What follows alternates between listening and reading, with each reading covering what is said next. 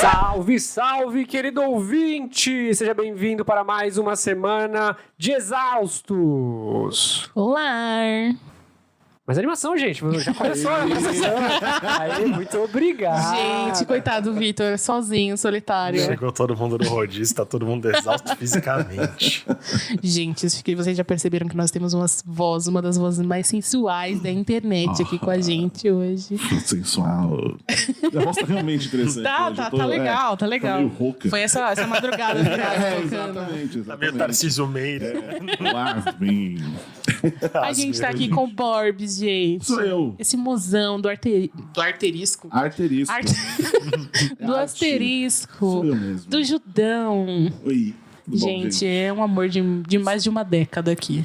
São pandas ali, ele tá vestindo pandas. Borbs veste pandas. Exatamente, pandas. Estamos contextualizando visualmente ao querido ouvinte a imagem desse nosso queridíssimo convidado do dia de hoje. E, antes de mais nada, estamos nas redes sociais. Nossa, roubou minha fala. Estamos sim. No Twitter como Exaustos Pod, no Facebook também. No Instagram nós somos Estamos Exaustos. E se vocês quiserem mandar mensagem pra gente, é só escrever para estamostodosexaustos@gmail.com. E sobre o que falaremos hoje? A gente vai falar sobre muitas coisas. Na verdade, eu tinha duas coisas martelando na minha cabeça já faz alguns 15 dias aí. Eu tava ouvindo o Fracasso da Pitty. Eu falei assim, eu vou ouvir o Que Era Escuro indo pro trabalho. Vou matar saudades. E aí comecei a ouvir Fracasso e uma coisa que era pra ser super de boa foi, tipo, eu chorando, falando com o Francisco no WhatsApp. No Uber. Porque eu não sei se vocês conhecem essa música. Se não conhecem, escutem. Mas a letra fala sobre como a gente lida com o fracasso, como muitas vezes as pessoas derrubam a gente e a gente fica preso àquilo e atribui ao outro a culpa. E, de fato, às vezes a pessoa tem culpa mesmo, mas se a gente se prende a isso, a gente não consegue seguir em frente, porque depende só da gente. Aí, isso aconteceu faz uns 15 dias. Essa semana, a Emicida lançou com o Majur e Pablo Vittar Amarelo. E aí eu vi todo mundo falando, todo mundo comentando dessa música e tal. Eu falei, vou ouvir. Antes da música começar, eu já estava chorando. O que é o começo daquele clipe. Sem condições, porque eu não sei se vocês têm problemas. A gente fala aqui o tempo inteiro de ansiedade, depressão, de qualquer coisa. Ou se só o peso da vida mesmo, porque algumas pessoas, às vezes, é só o peso da vida. Mas ele fala coisas que pesam muito, assim, porque você se identifica. Inclusive, eu coloquei pra minha mãe assistir. Ela veio aqui essa semana, eu coloquei pra ela assistir. E aí, antes de começar a música, ela falou assim: Ariana, exatamente as mesmas coisas que você me fala. Ele roubou só essas palavras. E eu, tipo assim, aí, mãe, não era pra você fazer piada disso. De fato, um pouco mais pesado do que você tá considerando. Você percebe o problema? E do que ele fala, mais precisamente? Desse peso que a gente tem, que a gente sente, dessa autocobrança, de ter tanta coisa acontecendo na vida e a gente não se sentir suficiente, sentir que tá pesando nos outros e não querer reclamar, não querer ser um fardo. Não poder reclamar. Não poder. Vezes, a luta tá ali, a gente tem que viver, a gente não é vítima de nada, mas ao mesmo tempo as coisas nos acontecem e a gente tem que lidar com elas. Imagina, você mal tem tempo de conseguir reclamar, de conseguir verbalizar o que tá acontecendo, que basta 5 minutos pra você parar, vou verbalizar o que tá me incomodando, a vida já passou e te levou. Enfim, Amarelo me quebrou porque mostrou que, bom, aquilo que eu sinto é uma coisa real. Outras pessoas sentem, é um sintoma de uma doença maior, e que pessoas com vivências completamente diferentes, experiências diferentes, ambientes, sentem a mesma coisa do mesmo jeito, entendeu? E aí chega a parte da Pablo, sabe? Permita que eu fale não às minhas cicatrizes, sabe? Minhas cicatrizes não me definem. Eu acho que conversa muito com o fracasso. E a gente vai falar hoje sobre isso. Sobre cicatrizes, sobre fracasso, sobre o que a gente faz com as nossas cicatrizes. Como a gente faz para se reconstruir. Foi por isso que eu chamei o Borbs. O Borbs é uma pessoa que fala bastante sobre a ansiedade, sobre como ele lida com isso. Ele compartilha bastante o dia a dia dele. Todo mundo fala, a gente pensou, vamos chamar o Borbs. Todo mundo pensa imediatamente em cultura pop pra chamar o Borbs. Em nerd, né? Em nerdices. A gente cresceu lendo Borbs, né? Crescemos juntos, no caso, né? Porque Borbs não é velho, pelo amor de Deus. Mas aí eu acho mais legal falar sobre essas vivências que a gente tem aqui. O Exausto aqui não é pra gente ficar falando de cultura pop, não. É pra gente falar das dores do peito, do coração. Acho que a questão de cicatriz é porque ainda que nós... Existe muito essa coisa de eu sou as minhas cicatrizes, né? Mas até onde também? Porque a gente fica muito preso no que fez a cicatriz. Às vezes não nem na cicatriz em si. Mas a gente fica num loop. Quando eu tava tendo esse diálogo com a Ariane, a gente tava falando de fatores externos. Então, assim, coisas que nos derrubam e que como a gente fica extremamente apegado à vontade de que alguma justiça seja feita. Que você fica falando, caralho, não é possível que, sei lá, uma pessoa que fez mal tá se dando tão bem e por que isso aconteceu comigo? Eu sempre fiz as coisas direito e você às vezes fica com pensamentos extremamente agressivos. E caralho, eu quero que fulano se foda, não sei o quê. Alguma coisa tem que acontecer pra compensar essa dor, compensar essa sensação de injustiça. E a gente não vai pra frente. E aí eu fui ter esse diálogo com a minha mãe sobre como sentimentos ruins a gente acha que não, mas eles movem a gente também. Vingança é um sentimento que move, por exemplo. E a vingança não precisa ser aquela vendetta do Tarantino. Mas a gente se move esperando que alguma coisa aconteça com alguma retaliação, alguma compensação aconteça. Mas o quão agressivo que é isso? Porque às vezes não faz parte da gente. Na maioria das vezes não. A gente não é agressivo, a gente não pensa coisas ruins, a gente não quer o mal do outro. Mas, porra, me fez tanto mal, será possível que vai ficar tudo bem assim? Que vai ficar por isso mesmo? Nada vai compensar isso aqui? Eu não preciso estar passando por isso. Tipo, eu passei por tudo isso à toa. E move, cara. E de fato move a gente, né? Mas move pra onde? Como que é a relação de vocês com o fracasso? O que é fracasso pra vocês, né, também? Eu tive uma experiência essa semana, ontem. Fui demitido. Ah, não. Nossa, breaking Ontem. news, né? Vamos lá. Mas tudo bem. E durante esse pouco tempo que eu tava trabalhando lá, foi desde fevereiro, rolou muito esse lance do tal da síndrome do impostor. O que eu tô fazendo aqui? Por que eu tô aqui? Não faz sentido nenhum eu estar aqui. Eu não sou bom o suficiente pra estar aqui. Aí ontem rolou esse fracasso. Isso valida parece que valida nosso sentimento, Aí tá. né? É um atestado, né? Pra mim, acho que foi... Tudo bem, eu tô em tratamento, essas coisas todas. Mas foi a primeira vez que eu pensei, tipo... Cara, eu não tô sendo demitido pelo que eu deixei de fazer. E é uma bosta um sentimento. Sim. Mas eu acho que... Sei lá, eu acho que eu tô... Há um ano atrás, 1 ano e meio, talvez, eu tivesse muito desesperado, eu sou um merda e, cara, obviamente eu fracassei. Isso é um sinal de derrota. É muito difícil pra me contar pras pessoas, assim, por exemplo. Minha mãe não sabe ainda que eu fui demitido. Tudo bem, foi ontem, eu tenho tempo. A gente tem tempo de processar a mensagem, ainda, né? né? Ainda não Tô esfriou. processando aqui. Ainda não esfriou o Tá cadáver. tudo beleza, mas, tipo, não contei pra minha mãe, pra minha irmã. E sei lá, tipo, eu comecei a sentir que, tipo, ainda mais pelos motivos alegados, mas tudo bem, isso é depois. Não é minha culpa. Eu acho que eu consegui isso pela primeira vez. Saber que eu não sou o culpado por isso, assim, sabe? Não me senti um idiota. Não foi um fracasso, né? Você fez a sua parte. Então, não foi, mas esse que é o negócio. Eu, conscientemente, eu sei que não foi. Mas eu sinto como se tivesse sido. É tipo meio que a sua mente trabalhando pra querer te dizer que talvez haveria uma alternativa e você não cumpriu ela. E às vezes são coisas que estão fora do nosso poder. E aí você quer dar digamos, um fator decisivo para aquilo e se culpar. Mas, cara, nem tudo tem uma... Acho que começa no peso da razão. palavra, né? Porque erro é uma palavra, falha é uma palavra, fracasso. Parece que ela vem num formato de âncora, né?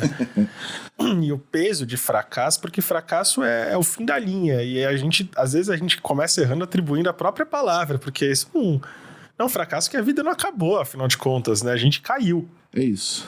A gente caiu, mas e aí? O que a gente vai fazer? A gente vai ficar olhando pra cima e esperando o guincho vir e carregar pra algum lugar? Não, a gente tem que levantar. É aquela metáfora de estar sentado no trilho do trem. Eu sei que eu estou no trilho do trem. Eu preciso sair eventualmente. Ah, mas como? Não sei, mas uma hora o trem vai passar. Se chegar, mas você fica ali, boa, eu não tô aqui. Tinho, bateu o sol nesse ferro o dia inteiro. Esse é o problema. Eu vou refletir até quando que eu estou no trilho do trem. Até o trem passar e pronto. Não tem mais eu. E o trem vai continuar ali. Sim. Eu acho que, assim, começa com o peso, mas a gente fica se sentindo muito impotente quando acontece. Principalmente se não tá no nosso escopo de previsão. Tem uma fala do Desventuras em Série que é pisar num degrau que não está lá. E é esse baque, porque é aquele susto, né, que parece que ele dura 1 ano e é um momento só. E parece que você, assim, quando você dá aquela pisada errada de perna, e é um susto que você se sente frágil num nível que você fala, caralho, eu podia ter morrido aqui. Não podia, mas é a sensação. E e você fica travado ali, você fica parado. E são 2 segundos que parecem 2 séculos. Esse baque, ele é perigoso porque a gente não percebe como a inércia vai cercando. A gente vai ficando cercado pela inércia, a gente vai ficando cercado por se sentir inapto, por se sentir inútil, por se sentir facilmente derrotado, acabou, me empurraram, eu tropecei, eu devia ter previsto. A gente começa a se encher de perguntas que não têm respostas. E aí a gente tem um senso de justiça de atribuir culpa para as coisas, de ficar tentando justificar. Isso é o que eu tô falando até agora. E aí a gente se culpa, o que é horrível. Eu sempre falo que a minha psicóloga fala que eu tenho um chicotinho, né? E que eu nunca vou nos outros, eu vou em mim com o chicotinho. Sempre sou eu a culpada. Chicotinho. Ou a gente atribui a culpa aos outros também, só que aí de uma forma negativa, e isso foi o que me impulsionou a conversar com o Francisco, que foi aquela coisa de, tá bom, essa pessoa fez uma merda muito grande comigo, destruiu alguma coisa que era importante pra mim, me fez chegar no ponto que eu tô agora, ok. E a pessoa seguiu a vida, eu segui a vida. Como desligar esse sentimento ruim atrelado à pessoa? Porque às vezes a gente não quer sentir isso, a gente não quer se sentir mal. Tem pessoas que a gente tá na presença da pessoa, a gente já começa a passar mal, sabe? Uhum. Às vezes eu sei que eu vou encontrar alguém, eu tenho crise de ansiedade, eu não quero ir pro lugar porque aquela pessoa me fez mal em algum momento e meu corpo rejeita, sabe? A ponto de, por mais que eu esteja aparentemente equilibrada, sei lá, me dá dor de estômago, me dá dor de barriga, do nada, assim. Porque, tipo, eu não quero ir, meu corpo me impede. E a gente sabe que isso não é um sentimento positivo, a gente sabe que não vale a pena ficar alimentando isso, mas como que desliga? Eu acho que o primeiro passo, não que seja simples, é entender que fazer as pazes com o fato de que o tempo não trabalha para nós. Nós trabalhamos pro tempo, infelizmente, né? Assim, começa pelo fato de que eventualmente a gente vai morrer, então a gente só tem tempo. E a segunda coisa é que isso não faz parte da gente. Eu não me imagino desejando mal pro inseto. Só que eu já me peguei em situações em que, cara, fulano me fez tão mal, né? Por que não acontece alguma coisa? Porra, por que eu tô desejando isso pra outra pessoa? Porque se acontecer alguma coisa, eu não vou me sentir bem. Eu vou me sentir mal pra caralho. Entendeu? Eu vou ficar, caralho, por que isso aconteceu com ele? Não sei o que, tipo... Às vezes não. Às vezes eu me imagino aquele meme da menininha, assim, com as coisas pegando fogo no fundo, sabe? Tipo assim, que pena, né? Tem... quando eu e o Francisco, a gente tava conversando a respeito desse tema, eu tinha até comentado com ele que tem um trecho, acho que no primeiro episódio de Love, que a Mickey dá uma declaração dessa, que ela vai com o cara que ela tá ficando, ele leva ela pra um rolê estranho lá de uma galera do culto do amor e etc. E aí, tipo, mano, ela tá vendo um monte de gente subindo lá no palco, dando testemunho. Nossa, o testemunho dela é foda. Como o amor é grande. Aí chega uma hora que ele fala, alguém quer falar alguma coisa? Ela levanta, pô, eu quero falar. Eu falo, gente, desculpa, super respeito todo mundo aí, experiente de todos eles, mas, cara, na boa, eu vivi em função do amor até hoje. Ela falou, eu tenho 28 anos, eu vivo em função do amor. E eu só me fudi minha vida inteira. Eu só me fodi. E eu vejo a galera, tipo, que convivia no ensino médio, etc. Essa galera se casando, tendo filho, sendo feliz pra caralho. Essa galera era tudo um bando de babaca. Eu não entendo como que isso funciona. Por que eu não mereço ser feliz igual essas pessoas? Então, tipo, eu não fui metade do lixo que eles foram no passado e eles estão tendo essa recompensa. Eu fico pensando... O que tem de diferente? Que eu tô fazendo alguma coisa de errado? Olha, quando assim, é um paralelo até meio bobo, mas se você for jogar a luz de relacionamento, eu lembro quando eu era adolescente e eu falava muito isso, era uma frase muito minha, eu jamais vou perdoar traição. Eu falei, nunca vou perdoar traição, eu acho quem perdoa bobo. 2 anos depois, quem perdoa é bobo, é trouxa. Aí de repente eu fui traído. E de repente eu perdoei. Porque eu percebi que era uma coisa... Era muito mais complexa do que a minha cabeça e do que esse meu suposto senso de justiça apontava. E eu não perdoei uma. Eu perdoei umas 5 da mesma pessoa. E aí que eu parei de pensar, eu falei, cara... Essas coisas elas vão sempre esbarrar no que a gente entende por índole, no que a gente entende por reparação. De repente o erro não é só a traição em si... Mas a gente se trai porque a gente se pega tentando esgotar possibilidades, por exemplo. Quando eu penso que algumas pessoas deveriam estar passando por algumas coisas porque eu passei, alguns sofrimentos porque eu sofri, eu tento ao máximo, e é muito difícil, porque a gente se trai nesses pensamentos quando a gente tá assim, sem pensar nem nada. Nosso primeiro pensamento é o agressivo. Nosso primeiro pensamento é o de reparação, é o de vingança, é o de... Autodefesa, né? É. E justamente. E aí, a hora que você para pra pensar, eu sempre faço isso. Falei, cara, eu não vou desejar isso pra fulano, porque se acontecer alguma coisa com fulano, eu tenho certeza absoluta que eu não vou me sentir bem por ter participado de alguma forma, ainda que seja... Eu desejei, assim, algum mal acontecer. Então, eu tô envolvido com alguma coisa ruim ali, ainda que seja completamente fora do meu escopo de universo e tudo. Falei, eu prefiro não estar ligado. Se vai acontecer alguma hora na vida dela, eventualmente, não sei. E esse desapego, pra mim, pelo menos, ele começou a funcionar mais como uma luz do que...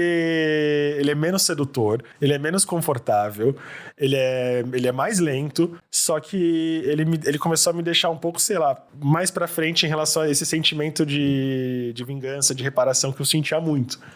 E com autodefesa, mas também acho que tem um pouco de autodestruição, né? Então, isso é uma coisa que eu ia levantar. Com você mesmo. E só pra nesse meio 1 ano e pouco de terapia, coisas que eu aprendi, assim... Primeiro que de falar. Quando eu comecei a colocar pra fora, por isso que eu falo pra cacete, assim, sobre isso. É como se eu tivesse, sei lá, posto um tweet e fiquei bem.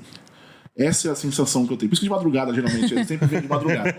Porque eu não consigo dormir, postei, durmo. Mas uma coisa que eu aprendi mesmo nessa de como lidar com isso, assim, é a gente saber que a gente existe. Que eu acho que foi o pior negócio, assim. Eu cheguei lá não fazendo a menor ideia de que eu era uma pessoa, de que eu servia pra alguma coisa, de que... Por isso que eu falei de autodestruição. Essencialmente, eu fazia tudo pelos outros. Não fazer, sei lá, a favor, não é isso. Eu vivia em relação aos outros. Eu sempre tava o tempo... Tava não, né? Não é tão no passado assim. Mas querendo aprovação. Sim. Atendendo a expectativa dos outros. Exatamente. É o pertencimento, né, que a gente fala sempre. E aí comecei... É uma coisa, tipo, meses, assim, 1, 2 meses. Eu comecei a perceber, olha, eu existo. Eu posso querer as coisas. Eu não sei quem eu sou, não faço a menor ideia dessas coisas. Tô longe ainda, mas eu comecei a perceber que eu posso querer as coisas, e nesse sentido eu acho que começou a ficar muito mais tranquilo pra mim. Eu parei de sentir tanta coisa ruim. Eu não vou ser um monstro se eu disser não. É isso. Eu não vou ser... Eu me sinto horrível. Mas todos nós, né? E assim, e pra mim é muito mais fácil em relações novas do que antigas. Ou desabafar com pessoas desconhecidas, de repente, né? É maravilhoso. Vai lá, você conhece e fala, cara. Mas assim, tipo, não, sei lá, conheci alguém faz 1 mês. Sobre uma relação super forte, e eu falo, não, é tranquilo. Quem conhece há 1 ano, pra eu conseguir falar esse não... sei lá, como se eu tivesse... É bizarro, como se aquela relação fosse com aquela pessoa, o eu antigo, vamos dizer assim. Sim. Eu não consigo me atualizar, porque... É um save antigo do jogo, né? É isso. E eu fico com medo de ser julgar e volta. É como, tipo assim, a cada sim que você dá pra uma pessoa é uma reafirmação, é reafirmar aquele voto de vínculo entre vocês dois. Já que você dá não, você tá quebrando um pouco esse Isso contrato. faz muito sentido. E é como se você estivesse comprando um refil de aprovação, né? E ainda que não seja. Eu tô falando um sim que eu não quero falar, porque em alguma forma eu me sinto, pelo menos, ok, vou manter alguma aparência. E às vezes coisa, é pior, né? porque você fala assim querendo falar não, aí você vai viver, a experiência é uma bosta, porque você tá lá forçado e tal. Eu acho que é muito engraçado isso que você falou de se sentir bem falando, de botar pra fora e de ter aprendido isso agora, porque eu sempre fui assim. Eu sempre tive a característica de falar, de botar pra fora demais, porque enquanto tá aqui dentro tá me incomodando. Eu boto pra fora e imediatamente, sabe? E aí, anos atrás, quando eu entrei no Twitter, em 2000, e vocês, alguns não tinham nem nascido, mentira. Quando eu cheguei aqui, só que era um descampado de... Era uma época em que era uma galera específica de blogs e tal, que todo mundo seguia, todo mundo se conhecia, e eu sofri muitas críticas e deixei de falar com muitas pessoas pra sempre, porque as pessoas reclamavam que eu me expunha demais. E de fato eu me expunha. Mas assim, hoje as pessoas, elas veem esse tipo de comportamento que eu tinha quando eu tinha 17, 18 anos, e elas praticam muito isso. Elas perceberam que é importante você colocar pra fora. Naquele tempo, pra mim, aquilo era muito importante, fazia todo sentido, e as pessoas não entendiam. Elas falavam, por que ela tá reclamando? Por que ela tá desabafando? Ai, não precisa. Precisa. Hoje eu me sinto menos confortável do que eu me sentia antes, até pra falar as coisas, pra colocar pra fora, até porque existe olhos, né? Quando a gente entrou na internet, não tinha gente olhando pra gente. Mas ainda assim é uma coisa que faz toda a diferença. Poder entrar lá e falar, meu, isso tá me incomodando, e alguém vir falar e já me sentir assim, ou simplesmente falar, meu, tá tudo bem, eu tô aqui com você. Ou ninguém falar nada, mas você só colocou pra fora e passou. Daqui a meia hora eu posso ir lá e apagar. Eu só precisava tirar do meu sistema. E você, querendo ou não, quando a gente expõe dessa forma, para bem ou para mal, a internet, ela aproxima as coisas, porque você não fica tão exposto a coisas do tipo, mas isso é coisa da sua cabeça, mas se você quiser, você sai disso, que são conselhos que eles vêm travestidos de excelentes ideias, de coisas muito boas, muito good vibes, mas eles são muito cruéis. Good vibe é o maior problema que a internet criou nos últimos tempos. Porque a vontade é perguntar o que você acha que em sã consciência, assim, em domínio das minhas faculdades mentais, eu pudesse escolher estar assim, eu escolheria. É como se dependesse de algo, assim, já é pesado, assim, como se já não fosse pesado, você ainda tem que carregar o peso como se isso fosse uma escolha sua. Eu não tenho que falar, vai tomar no cu, e desculpa se você é algum parente, algum amigo de anos que quer vir dar esse conselho. Não dá, não faça isso, então eu prefiro falar no Twitter. Porque, não sei o que fulano te xingou, então vamos mandar fulano pra casa do caralho, eu não conheço. Vai se fuder, vai cagar. Também é uma maneira de... Eu comecei a falar também um pouco pra isso, pra acabar com isso. Especialmente coisa de família. Família sempre quer uma coisa, é tudo mais resolvido. Assim. E, tipo, eu comecei a falar... A minha família hoje em dia, tipo, fica quieta, sabe? Ninguém fala mais nada. Sim. Ou falam coisas plausíveis de se ouvir e tal. Mas eu comecei... um dos motivos de eu começar a falar foi esse também. Tipo, acabar com essa galera que vem me... Nem que seja pra eles pararem de falar com medo do jeito que você vai reagir. É isso. Porque pelo menos você tá reagindo. Você fala, não é simples porra nenhuma. Vai se fuder, reagir é a palavra. Eu acho que em relação às cicatrizes, em relação a fracassos, a feridas... nosso sistema tem que funcionar de uma forma muito mais reativa do que de fato passiva. A gente tem que reagir, a gente tem que entender que doeu pra caramba e tá difícil pra caramba, mas isso não sou eu, isso é só parte do que aconteceu comigo. E a gente não deixa roubar a nossa voz, não deixa se tornar algo essencial da gente. Às vezes você vê as pessoas falando sobre os problemas delas, elas não estão... Tipo, as pessoas não gostam de ver as pessoas reclamando porque elas acham que a pessoa está se tornando o problema dela. Mas não, esse é o meu modo de colocar o problema para fora. E aí que tá, também existem pessoas que abraçam aquilo e falam, eu sou isso aqui, eu sou problemático. E não quer resolver, vive em função de tipo, esse é o meu problema, lidem com isso. E de fato as pessoas têm que lidar, mas a gente também tem que lidar. A gente não pode só assumir. Não lidar. Não, é isso que eu tô falando. Algumas pessoas escolhem não lidar. Abraça e fala, eu sou isso aqui, tá tudo bem. Eu acho que... A gente tem que abraçar quem a gente é, entender quem a gente é, falar, mas reagir também. Eu acho mais... E isso que é tão legal. As pessoas entenderam agora que é possível, que a gente pode, que a gente tem como, que tem instrumentos. E elas respeitam muito mais o limite do outro também.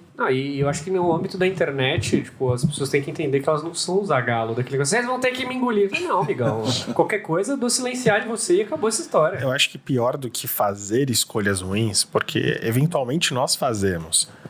A gente não sabe o que são. É como se a gente estivesse numa crossroad, numa estrada bifurcada. Para onde vai dar, não sei. Eventualmente você vai se machucar. Eu ainda acho mais saudável fazer escolhas ruins do que não fazer escolhas. Total. 100%. A inércia, ela é muito confortável. Ela é de veludo. Sim. Né? Ela é uma almofadinha. Mas ela não te leva para lugar nenhum. E a gente falou isso já, que o tempo ele passa mais rápido do que a gente imagina. Você piscou o olho, passaram 5 anos, e o que você fez com essa dor? O que você fez com isso? Entendeu? O que você transformou isso? Para onde você foi depois de ter sofrido isso? Isso virou uma cicatriz de fato? Ou isso ainda é uma ferida aberta que você está insistindo em não suturar, em não, pelo menos, cobrir? Que é uma coisa muito importante, esse ponto, essa metáfora, tipo, de ser é uma cicatriz ou é uma ferida aberta, porque a partir do momento que é uma cicatriz, tipo, eu passei por isso, eu superei e vai estar marcado pra sempre pra eu lidar, como eu lidar, pra lembrar de quem eu fui, pelo que eu passei. Agora, se isso é uma ferida aberta, amigão, você precisa dar uns 2 passos atrás. Sabe onde que eu fui achar referência disso que eu fui mostrar pra Ariane? No Kung Fu Panda 2. Tem um diálogo final deles, né, do Po e do Shen. E o Shen pergunta, mas como é que você fez? Como é que você fez pra superar? Tipo, eu matei teus pais, eu fiz arruaça na tua vida e você tá aí de boa e eu não tô. Eu, assim, eu tô vivendo em função dessa vingança maluca que eu tenho na cabeça e eu não consigo me curar. E você, sabendo do mal que eu fiz, você conseguiu. Qual que é o segredo? E o Po fala, feridas se curam. Cicatrizes se curam. E o Shen fala, não, feridas se curam, cicatrizes ficam.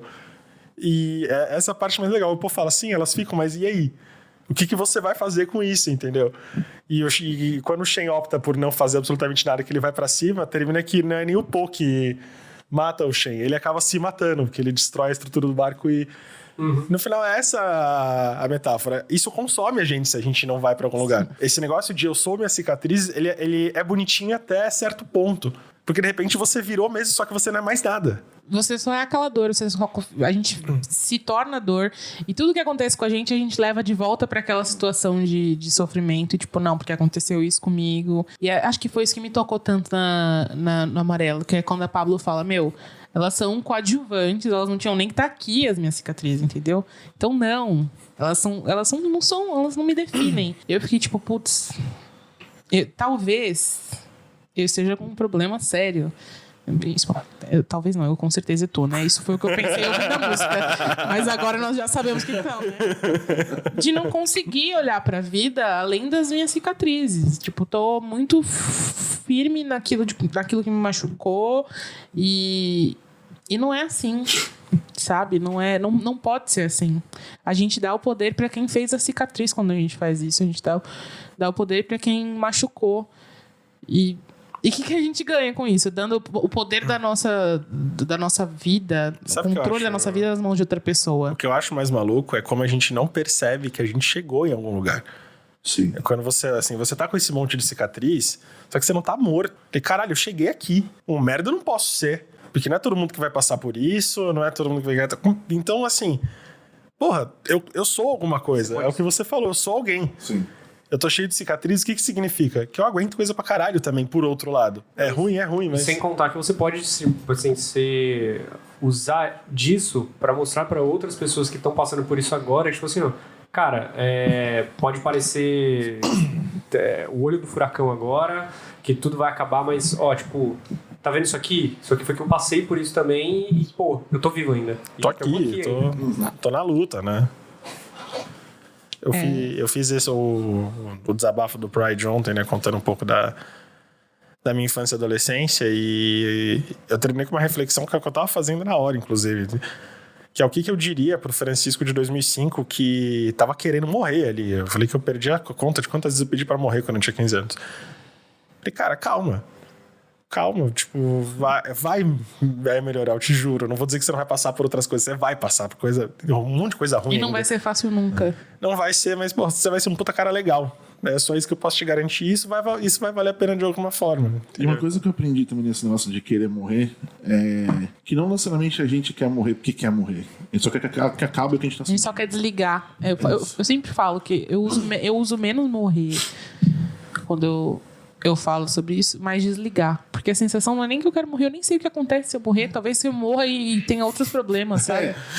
Tipo assim. Você é torturado no plano astral. Eu só queria desligar, velho. Eu só queria que as coisas acabassem. Eu queria o silêncio, a paz, sabe? O grande problema dessa, não sei o quê, do pensamento de suicídio é que tipo, a gente esquece que, tipo, depois da morte não tem absolutamente mais nada, nem prazer. Tipo, a dor não vai acabar, tipo, vai acabar tudo.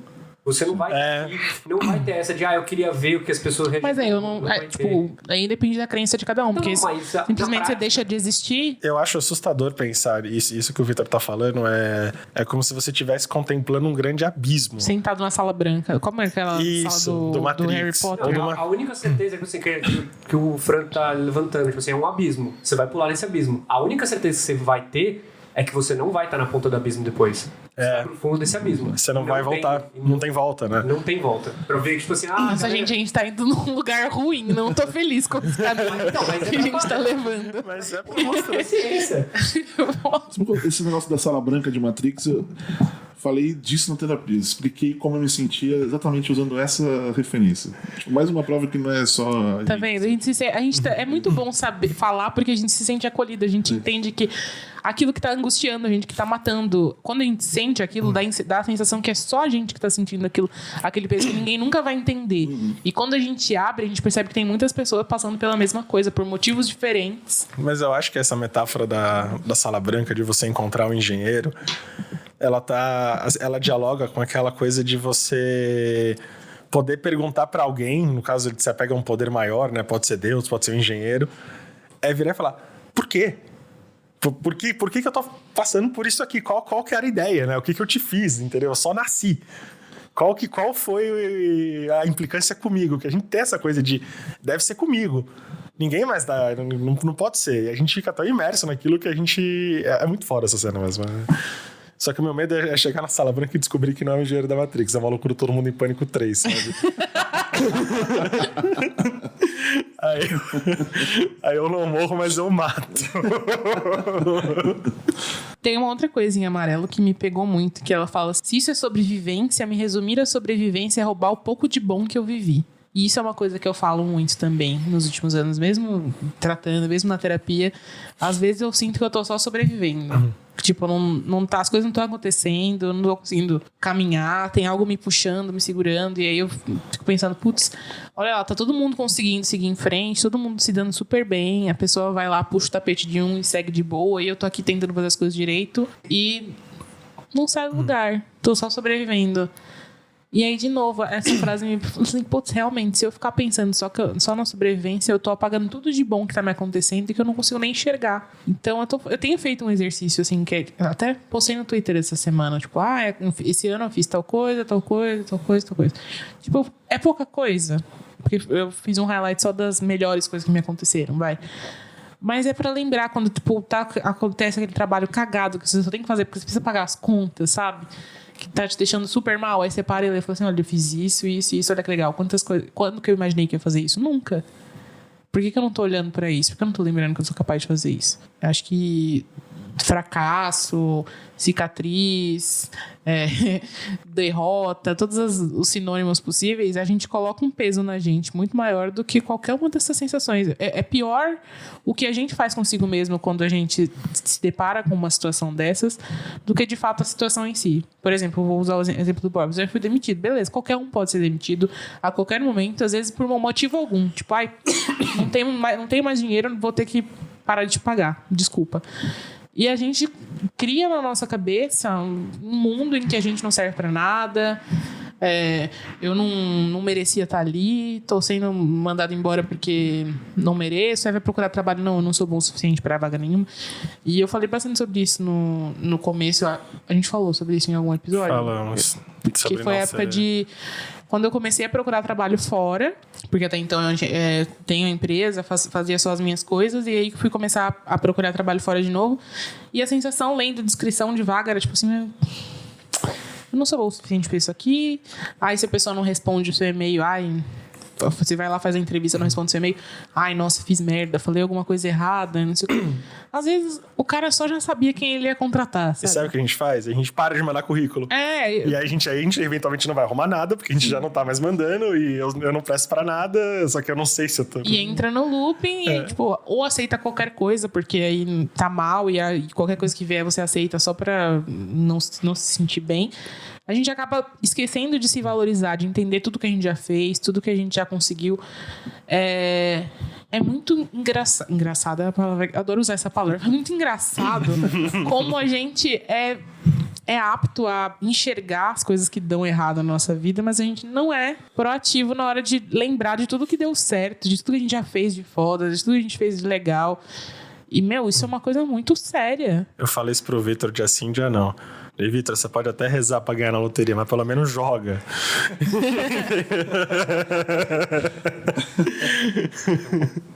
Eu não tenho nada a dizer nisso aqui. A gente tá falando de trabalho, mas entrando na parte de relacionamento. Aí que você falou de ele joga, e Vitor já pensou logo em chegar na cheirosa. Ah, não. Ah, cara. Não sei se ele tava falando disso, mas Pode ser também. tô lançando aqui. Funciona. Pior que era. Porque a gente entra, às vezes, em umas fases dessas. Tipo, deu errado com a pessoa, porra, pra sempre, nunca mais vou chegar em ninguém, nunca mais vou ficar com ninguém, nunca mais vou me apaixonar. Em 2016, eu olho 2016 hoje, eu percebo como eu aceitei situações horríveis de pessoas que eu olho hoje e falei, cara, eu não trocaria uma sílaba com essa pessoa. E 3 anos atrás eu tava implorando atenção pra ela. Por que eu tava fazendo isso? Por quê? Porque eu falei, o que coloquei na minha cabeça?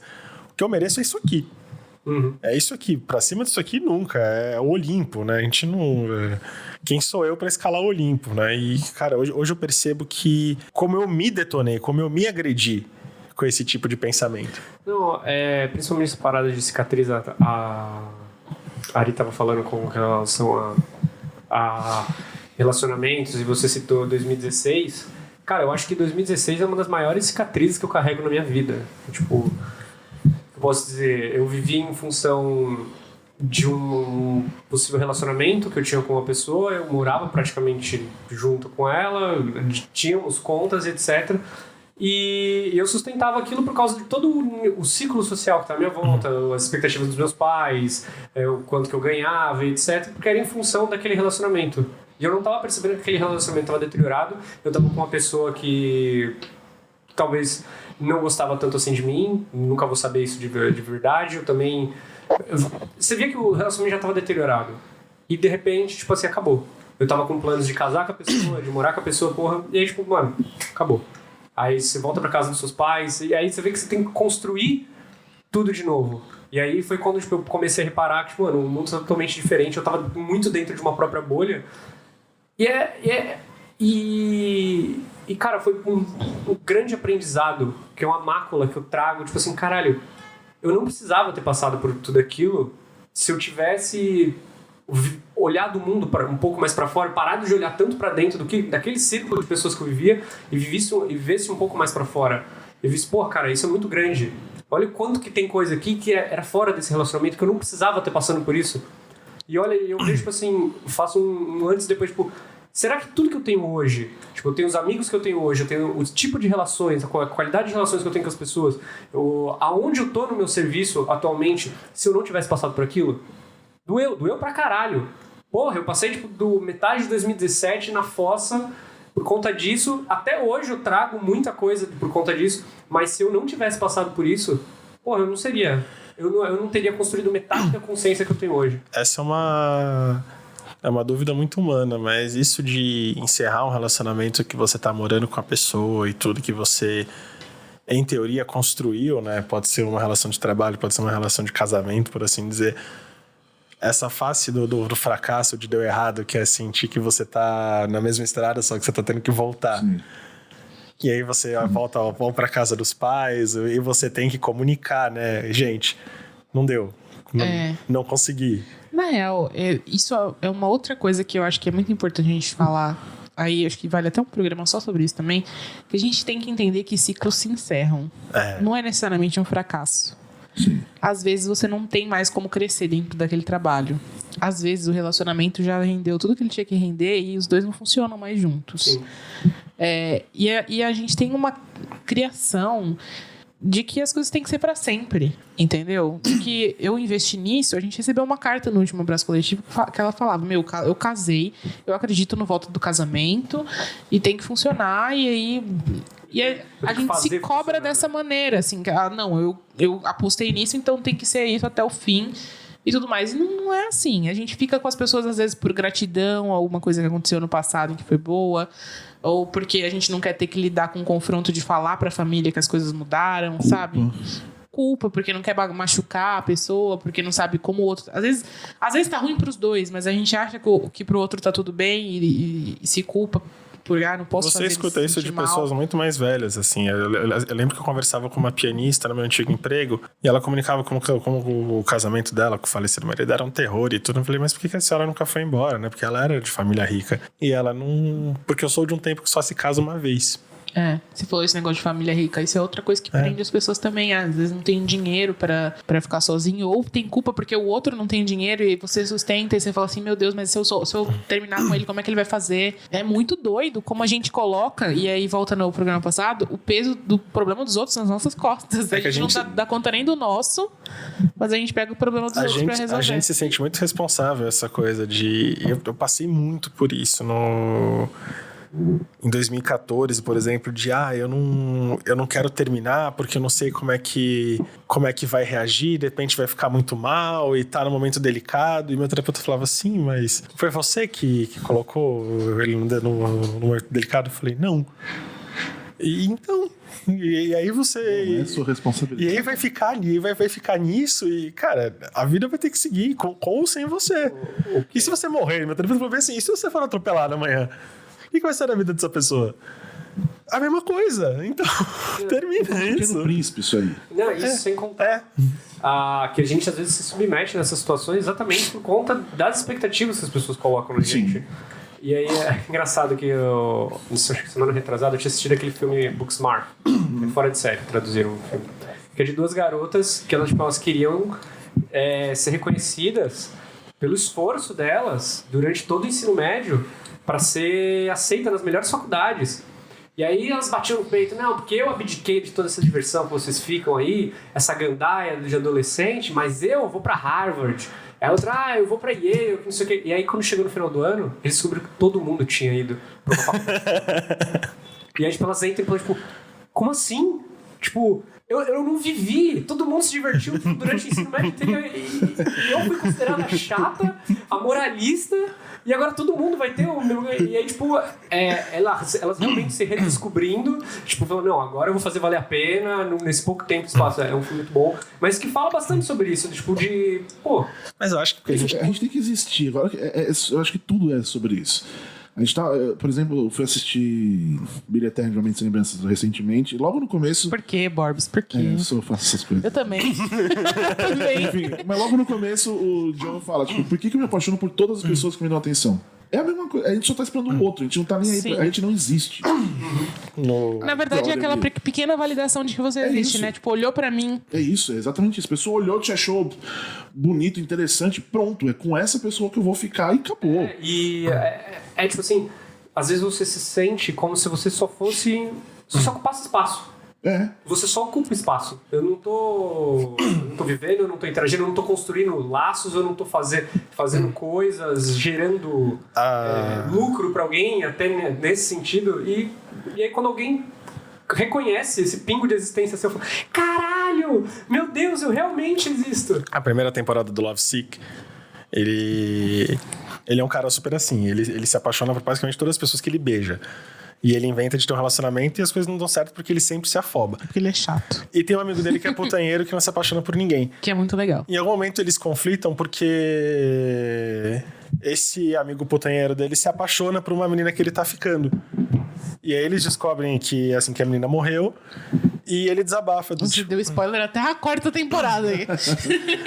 Desculpa, gente. A gente coloca um spoiler zone no... E ele desabafa do tipo, cara, eu não fiquei com ela porque por respeito a você e agora eu percebo como você é um egoísta do caralho. Porque você sempre faz isso. A pessoa não pode te dar um ar de atenção que você já tá apaixonado e tudo, e de repente acaba com a mesma velocidade que começou. E tem uma frase desse cara que é chato pra cacete, que é muito boa, que algumas pessoas têm talento em ela, algumas pessoas falam francês, algumas pessoas jogam dardos bem. O meu talento é me relacionar com pessoas que detestam a minha companhia.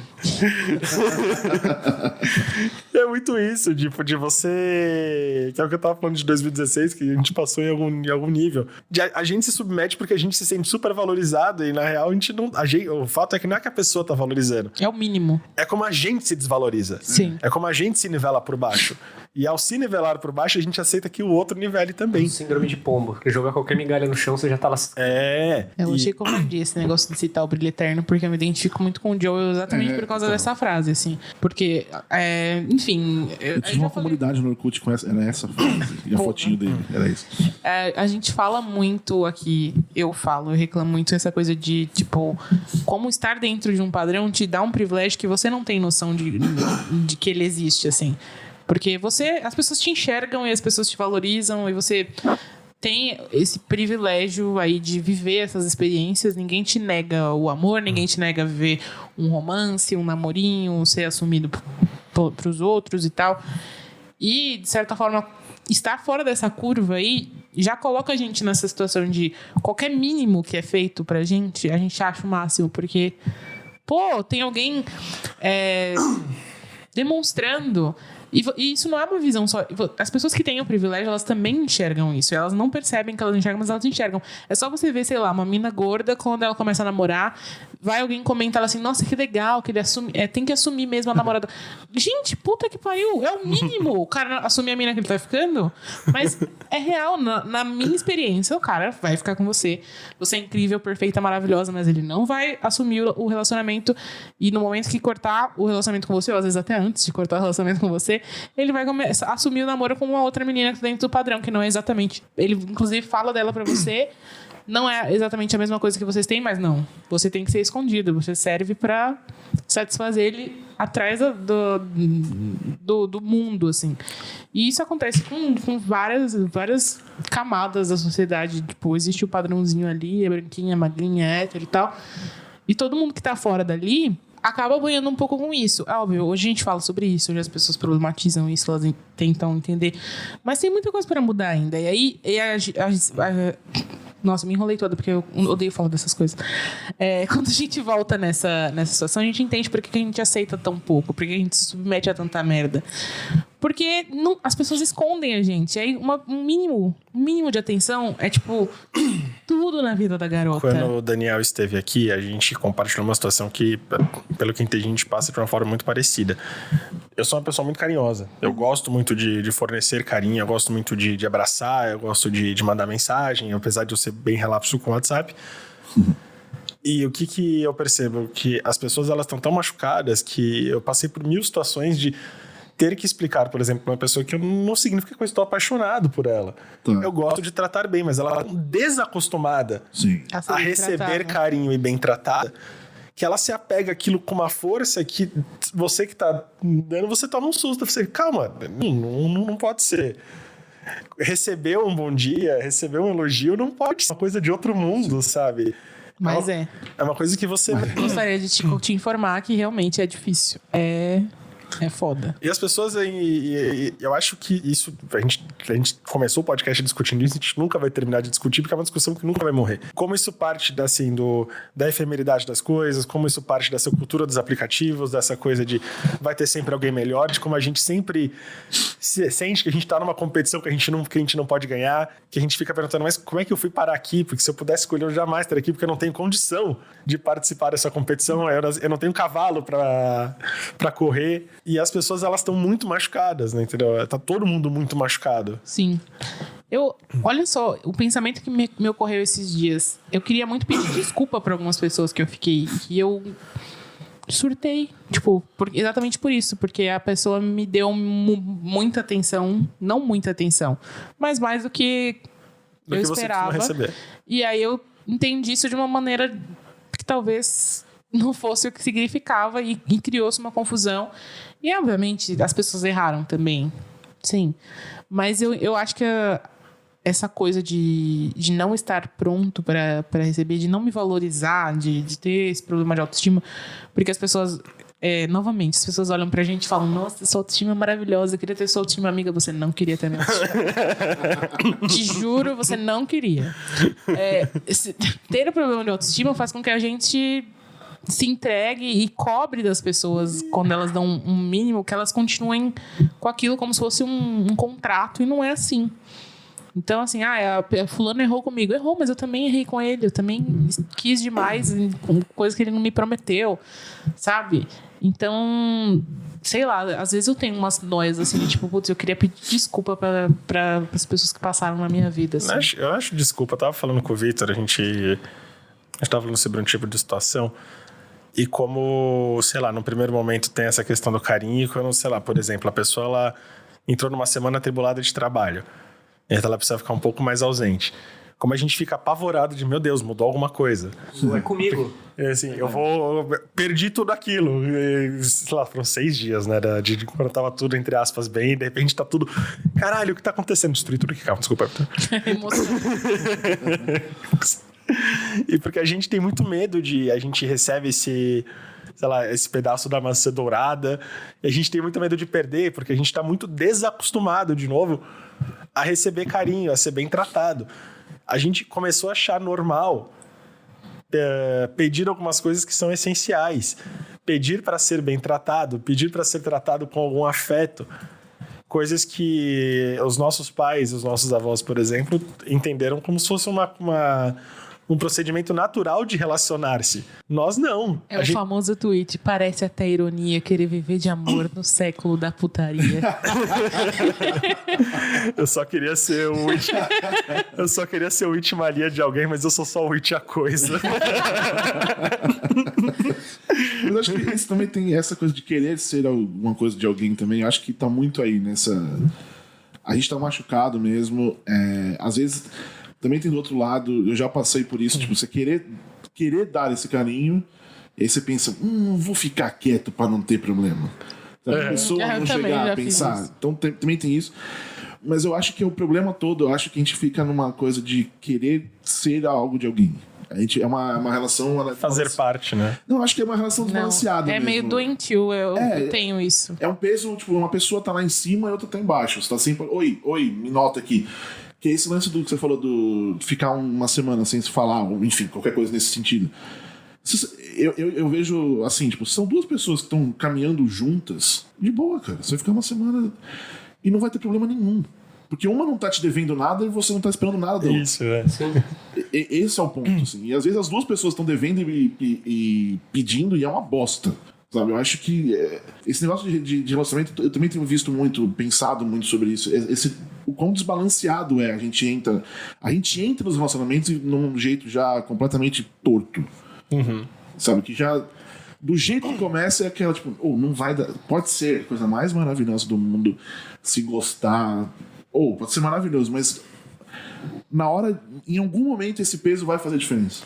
Nós recebemos uma carta de uma ouvinte uma vez que ela estava tão machucada que ela tinha uma dificuldade gigantesca de enxergar as coisas boas que ela estava vivendo no relacionamento atual dela. E ela mandou uma carta pra gente pedindo ajuda nesse sentido, porque ela fala, eu sei, assim, que eu tô com uma pessoa legal, que tá fazendo tudo por mim, mas eu não consigo desapegar das coisas que uma pessoa ruim fez comigo. E eu tô tendo essa dificuldade de aceitar uma coisa boa. Uhum. Que ela tava tão acostumada com o ruim... A gente fica esperando o ruim acontecer a qualquer momento. E justamente, que ela tava em estado de alerta constante. E ela não conseguia viver o melhor que aquele relacionamento tinha pra oferecer, porque ela tava o tempo inteiro em estado de alerta. E é muito foda, porque a gente não tem culpa do passado do outro. Né? Entendeu? E eu tô falando a gente não tem culpa do passado do outro, mas na verdade, a minha frase é, as pessoas não têm culpa do que eu já vivi. Porque eu tô falando isso pra mim mesma. Que a Ariane fica aí indireta, tudo bem, supera. As pessoas não têm culpa das merdas que eu já vivi, sabe? Eu não posso ficar esperando que todo mundo que vai entrar na minha vida vai fazer as mesmas coisas, vai me destruir. E talvez destrua, talvez não, mas a gente tem que dar o benefício da tentativa. Porque é doloroso não dar também. A gente deixar de fazer as coisas que a gente tem vontade só porque, pode dar errado. Eu acho que, usando a palavra tema, tipo, é mais fracasso a gente não fazer as coisas com medo de ter uma cicatriz nova, de se machucar de novo, do que a gente simplesmente viver e entender que, velho, vai cair, vai ralar o joelho, vai ficar a cicatriz ali, mas em algum momento você vai aprender a andar na bicicleta e vai ficar, organicamente vai funcionar. E mesmo quando a gente aprendeu, às vezes a gente passa numa pedra, numa lombada, alguém passa na frente, freia errado e toma um tombo, velho, e se machuca, enfim. A gente tem o poder de melhorar, de se curar, de ficar bem. A gente tem que parar de se sentir otário, se sentir trouxa por confiar. Confiar é um gesto de coragem. Você tá se entregando de alguma forma. E se alguma coisa acontecer, o peso tem que ir para quem quebrou a confiança. Porque confiar é um gesto, confiar é um carinho, é uma coragem. Você tem que ser muito peitudo para confiar. Porque é sempre... se ficar na redoma, é confortável, é seguro. Eu não vou confiar em ninguém. Qual que é a segurança disso? Eu nunca vou me machucar. Porque eu tô sempre com o pé atrás. Só que você também nunca vai viver a plenitude daquilo. É aquele dilema que a gente ficava conversando. Tipo, mano, você percebe que o cara não tem graça você ficar zoando alguém falando que ela é corna. Tipo, que ela foi traída. Tipo, não tem graça. Tipo, a pessoa não tem culpa. A pessoa não tem culpa. Tipo, foi outra pessoa que foi mau caráter com ele. Você ainda tá, tipo, pilhando ele. Tipo, tá acontecendo... Nós estamos de novo em fracasso, que é a Pitty cantando assim, quem aponta o traidor é quem foi traído. Já sabe o que é cair, ao menos tentou ficar de pé. A gente podia lançar um movimento aqui. O chifre devia ser quem corneia. É só quem foi traído que aponta pro traidor. O resto aponta sempre pro traído. É muito louco isso. Eu já deixei bem claro, todas as vezes que eu xingo alguém de corno no Twitter, eu tô falando a respeito do comportamento do animal, que é o boi, que é bravo, que vai lá, fica batendo nas coisas sem razão. Você já viu um boi irritado? Ele começa a dar cabeçada tá se justificando aí. Que a gente usa bastante. A gente usa bastante o termo corno. Você vai lá no meu Twitter, tipo, a cada 3 coisas eu xingando alguém de corno. Mas é por causa disso. É porque o animal é burro, né? O animal, ele Essa coisa de novo, né? Nunca vou ser traído, porque a gente acha que a culpa é nossa. De repente, a outra pessoa te enganou, outra pessoa te iludiu, outra pessoa, sei lá, qual foi a razão? De repente, a culpa é tua. É muito doido que a gente vê isso acontecer de uma forma muito natural. Então, por exemplo, eu já vi muito acontecer, já ouvi muito do tipo, fulana perdeu o marido porque não segurou, perdeu pra outra. Eu não sabia que era uma competição. Não, ela tava já basta a pressão social de você achar o marido, você ainda tem que segurar o marido.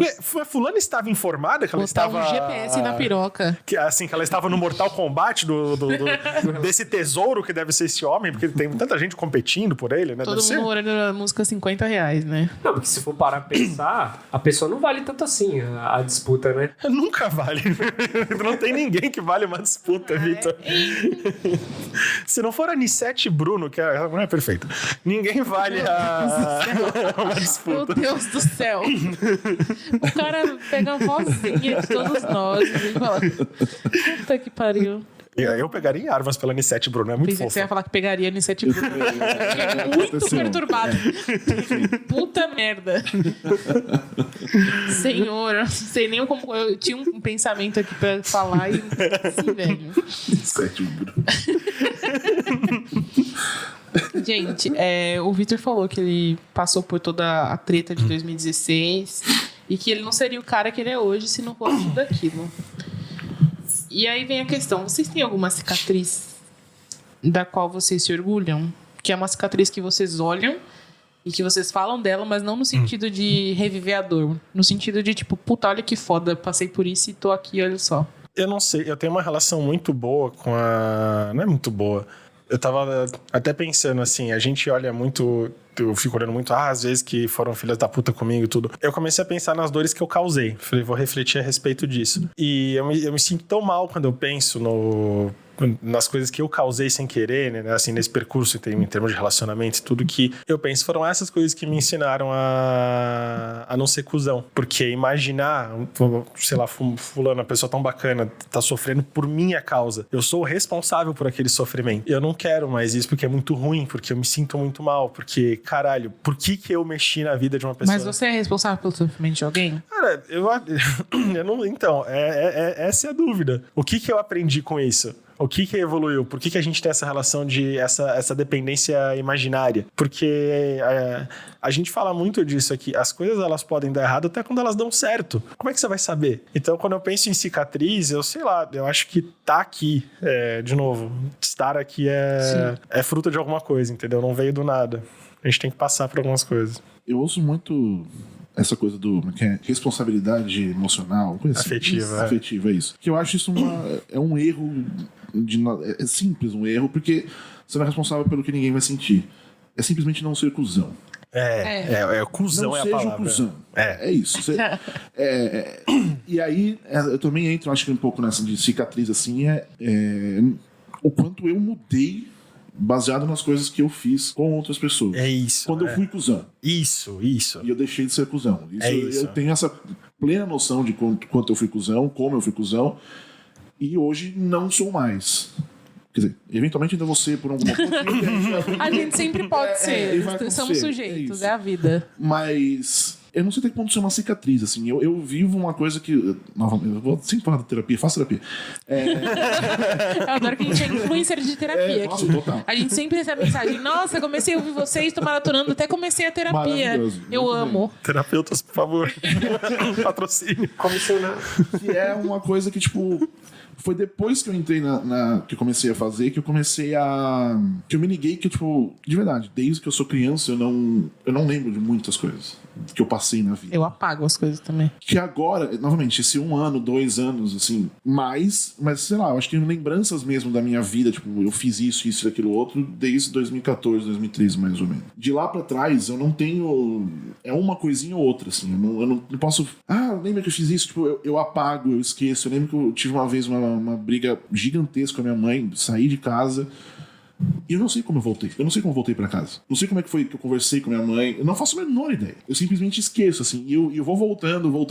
E é tipo, desde que eu sou criança isso. Então eu acho que eu ainda tenho uma ferida muito grande que está começando a se fechar. E aí quando essa se fechar, ela virar uma cicatriz, aí essa sim eu vou ter um orgulho, tipo, porra, aí sim. Mas de resto, eu não sei se eu tenho que ter orgulho por não ser cuzão. Acho que isso é o básico de uma pessoa. Mas eu gosto de ter mudado. Eu olho pra trás e ainda bem que eu mudei. Tem muita gente que não se esforça, que percebe que aí não se esforça pra mudar, ou que nem para pra pensar no que faz com os outros. Ou a pessoa sobe num salto de arrogância de que ela não percebe que ela tá sendo cuzão. Ou ela percebe... E ela se sente no direito, ela se empodera do direito de ser cuzão. Aí esse a gente volta no começo do programa, que é a vontade é que eu quero ver se fuder. Mas se vai, de repente se fode, eu falei, caralho, vamos lá, vai. Não, às vezes eu acho legal ver se fuder. Eu vou assumir porque tem algumas coisas que eu vejo você... que bom, porque eu não colaborei pra ele estar se fudendo, ele tá se fudendo completamente, eu não participei. Então, exatamente. Eu não movo um dedo pra prejudicar quem me prejudicou. Mas eu não vou falar que eu vou ficar triste quando eu ver a pessoa se fudendo, com todo respeito. No mínimo eu vou ir no Twitter e vou postar um kkkk, velho. O pior é que eu não posso nem postar no Twitter certas coisas, mas assim, eu vou estar comemorando a minha residência. Tomando um vinho. Nesse dia vai ter. Se deu o luxo de comemorar. Uma vez. Nossa, sério. Porque não tem como, gente. Não tem condições. As pessoas, elas abusam da nossa boa fé também, né? Por que tem que doer só em mim? Pode doer no outro também. Não tem problema, não. Vocês dois juntos. Aqui é o escorpião, querido. Você também é de escorpião. Você é minoria aqui. Gente, eu sou touro com Marte em peixes, vai vendo. Seria o bom coração aqui sobrou pro Francisco, no caso. Plot twist, né? Mas aí, esse tipo de pensamento nosso dá pra correr pra um lado assim mais nobre. Falar, olha, veja só, ela tá passando por uma situação difícil, kkk. Mas ela vai aprender, isso vai virar uma cicatriz. Não, mas ó. Eu não acho que vocês estão errados e assim, eu acho que para de novo terapia, vamos voltar, né? O que a luta do meu terapeuta por muito tempo é pra eu conseguir ser um pouco assim. Pra não puxar tanta culpa de coisas que não tem nada a ver pra mim. Porque você fica... porque você fica com essa síndrome de Batman que você tem que salvar o mundo, de repente você não consegue, porque não tem condição, ninguém consegue, não existe. E você acha que, pronto, foi você destruiu tudo, tá? O apocalipse vai acontecer amanhã por tua causa. E é muito injusto, porque não é culpa tua, entendeu? Então... Inclusive com gente cuzona. De você conseguir, pelo menos, ficar neutro em relação a uma pessoa cuzona se fudendo. Pra mim, é um estado avançado, tipo, de amadurecimento. Eu acho mais certo. Foi no último episódio que eu falei sobre a dinâmica do primeiro filme do Batman. O Ra's al Ghul, mano, ele embuceta a cidade inteira e aí dá tudo queimando, pegando fogo e aí ele tem que... Aí o Ra's al Ghul chega assim, é o seguinte, você vai ter que, pra você salvar a cidade inteira, você tem 2 escolhas. Você quer salvar todo mundo. O negócio é salvar todo mundo. Você tem a opção B e a opção A. A opção A e a opção B. Você salva todo mundo, você salva a cidade inteira e deixa eu morrer, ou me salva e deixa a cidade inteira morrer. O que você faz? Você quer salvar todo mundo? E aí ele pensa, mas tu é pau no cu pra caralho. Eu posso escolher não te salvar. É o diálogo, né? Não fui eu que provoquei isso. Ele, assim, né, É bom o final desse filme mesmo, porque ele vira e fala, tipo, finalmente você aprendeu, achando que o Batman vai matá-lo, né? Ele fala, não, eu não vou te matar, eu só não vou te salvar. Esse filme é engraçado porque o primeiro diálogo filosófico Eu não lembro nada desse filme. do Bruce Wayne com o Ra's al Ghul é o Ra's al Ghul comentando como vingança foi o que fez ele superar. Foi o começo da nossa conversa aqui. Porque o Bruce Wayne pergunta, como é que você superou essa dor inteira? E ele fala, vingança. Tipo, ele é movido por vingança. E não é tanto superar, né? Não, ele não supera, né? E, assim, ele cria uma sociedade pra mudar o mundo. Em comparação Eu dessa. quero que realmente não Superei, de boa. Tranquilo. criando um monte de exército de ninja pra matar todo mundo. Superei. Eu acho que não tem vingança maior do que você seguir a vida, sabe? Tipo, Sim. anular a existência da pessoa. Indiferença, né? A indiferença é um sinal de superação. É o maior sinal. A raiva não é, né? Não é. Não, a raiva é... A raiva é um vínculo, na verdade. A raiva... E foi esse o grande questionamento. Eu acho que era isso que eu tava querendo dizer. Como que eu faço pra parar de sentir raiva? Como eu consigo chegar na indiferença? Porque em muitos momentos, pra mim, é muito orgânico. Você me fudeu, eu vou deletar. Tipo, obviamente vai doer por um tempo, mas... E não acontece isso em algumas situações. E eu sinto que eu tô presa há algum tempo, né? Nesse loop de, tipo... Eu quero seguir minha vida e fazer minhas coisas e viver e tal. Mas puta que pariu! Por quê? Eu tenho que lembrar da existência de quem me fez mal. Por que eu tenho que conviver com a ideia de que tá tudo bem ali? E a gente fala, e ódio não é um sentimento positivo, raiva não é um sentimento positivo, e as pessoas não assumem que tem. Eu tô aqui falando. Eu me sinto incomodada. Me sinto incomodada de ter que compartilhar o mundo com algumas pessoas. O ser humano tem muita raiva. E esse papinho de... ódio, raiva, não sei o quê. Cara, nós sentimos raiva o tempo inteiro. Só que a raiva, ele é um sentimento, é um sentimento irmã do medo. Quem tem muita raiva tem muito medo. Agora, medo do quê?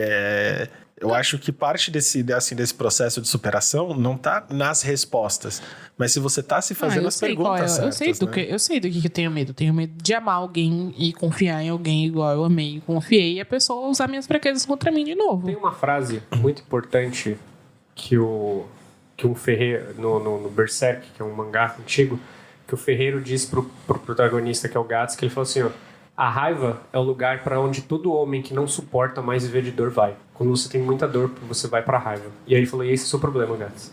Você só faz coisas porque você tá muito raiva, porque você não suporta tudo isso que aconteceu com você. E ela move a gente. Eu pensei que você tinha falado, e ela morre. Eu pensei assim, nossa, essa é a solução. O episódio de hoje tá um pouco triste. Eu tô sentindo, a gente não conseguiu elevar a vibe. Não foi. Sinto muito por vocês, gente, essa semana, depois da semana do orgulho aí, todo mundo muito feliz contando suas histórias, suas vivências. Mas eu acho bom porque a gente não fala disso, a gente sente essas raivas e...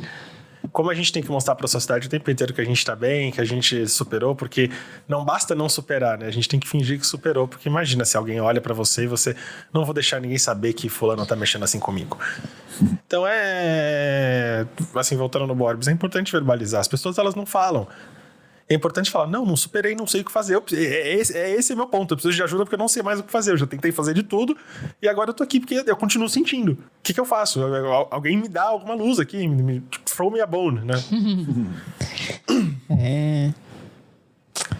O que vocês fazem pra se sentir reais, pra existirem, como diz o Borbs? Pra saber que, eu vivo, eu estou fazendo isso aqui por mim. Coisas que vocês acham que as pessoas podem fazer por si mesmas. Terapia. Ainda terapia. Ai, mas fala terapia de novo. Me arrepiei. Terapia. Ai, meu Deus. Não, saiu errado. Calma, vamos lá. Terapia. Ai.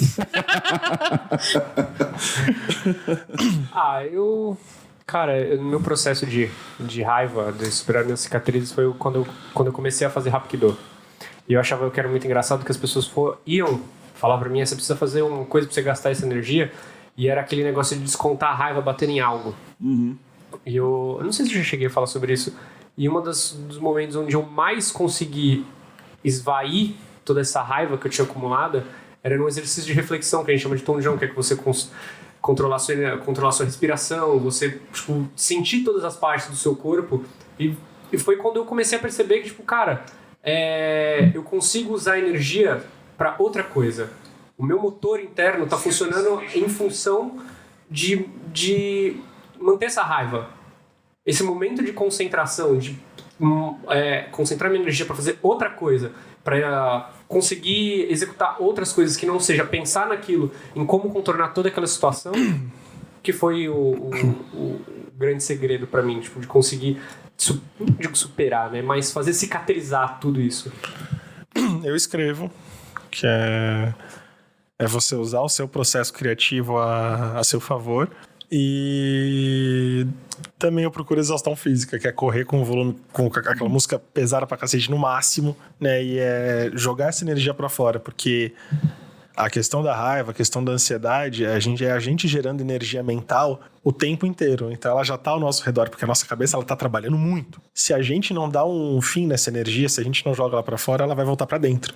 Sim. E aí o nosso processo, eu tive essa conversa com a Ari uma vez, não é de explosão, como muita gente confunde, é de implosão. Então a gente tá reagindo de alguma forma, fulano foi grosso, deu patada, tá explodindo. Não, fulano tá implodindo, o que você tá vendo é uma pessoa desabando por dentro. Porque toda aquela energia... Engoliu, até que... Toda aquela energia que tava aqui fora, ela foi pra dentro. Eu passo muito por isso, assim, eu desligo, tipo, literalmente, eu durmo. Chega um momento que eu não aguento mais, cara. Não é aguentar, tipo, tinha dormir. Não. Eu preciso dormir. Eu preciso deitar e capotar. Porque eu não consigo lidar com nada. Tipo, é uma fuga. Mas é isso, eu dormi. E tem muita coisa, tipo. Dormir mal, eu já fiquei gripado, assim.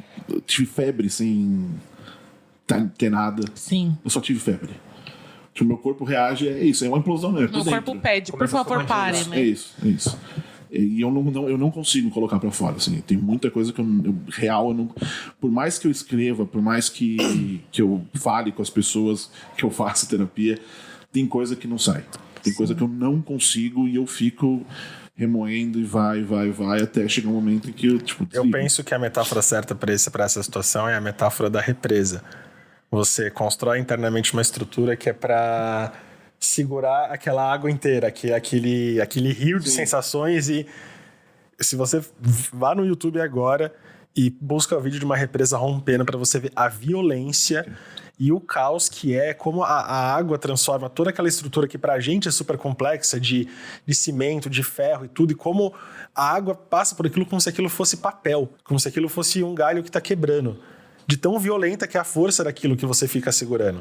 Eu acho que é a metáfora da represa. A gente fica tentando represar rios o tempo inteiro dentro de nós. E quando rompe, é muito pior do que se ele só tivesse corrido. Sim. Mais uma música do Quero Escuro aí, Água Contida pra vocês. Porque eu estou muito trabalhando na pitch esses dias. Mas é isso mesmo. Eu tenho um processo diferente. Eu acho legal quando as pessoas falam, eu escrevo para superar, eu desenho para superar, porque eu só consigo... Eu escrevo e eu desenho, mas eu só consigo falar sobre essas coisas depois que eu já superei. Eu só consigo produzir depois que eu superei. Sim. Não escrevo para superar. Se eu escrevi é porque eu já superei. Quando eu tô passando pelo processo de cicatrização aí, eu fico, às vezes, desliga, sabe? É aquela coisa que as pessoas falam, não existe bloqueio criativo, não. Minha cabeça fica em branco. Eu travo, eu não consigo fazer as coisas mais básicas do dia a dia. E é muito difícil passar isso para outras pessoas, porque, enfim, é uma coisa que, teoricamente, você faz com facilidade, sabe? Mas aí o foco vai embora, fazer as coisas no dia a dia se torna mais difícil. E é por isso que eu questiono tanto como é que a gente faz pra desligar esse que é um sentimento que às vezes a gente não controla muito. Porque eu tenho consciência que ele existe, eu tenho consciência de que eu não tenho culpa, a pessoa que fez alguma coisa comigo não tem culpa. Mas tá, e aí como é que desliga? Porque eu preciso funcionar, a vida tá continuando, eu preciso fazer as minhas coisas. Não é como se eu não estivesse tentando, né? Tipo, tô procurando, deu ruim aqui, vou procurar um trabalho. Comecei a trabalhar. Não é o ideal, mas é o que tem, sabe? E o que estamos fazendo... não tá aparecendo trabalho, vou fazer freela, não importa. A gente encontra uma coisa pra fazer, mas e aí como é que produz? Como é que faz as coisas com a cabeça toda cagada? Sabe que eu tenho muito medo dessas coisas? Essa é a maior angústia de todas, assim. Porque aí você por mais que a gente se abra, a gente fale, da primeira vez que a gente fala, tudo bem, mas às vezes é inevitável se sentir um grande peso, sabe? Tipo, tá de novo, reclamando daquela sensação que tá te paralisando e que ninguém pode te ajudar, ninguém pode fazer nada por você. Só que às vezes você precisa falar, você precisa botar pra fora, você vai enlouquecer. E eu me vejo muito, assim, às vezes eu abro o WhatsApp pra... Porque você fala, eu preciso falar com alguém.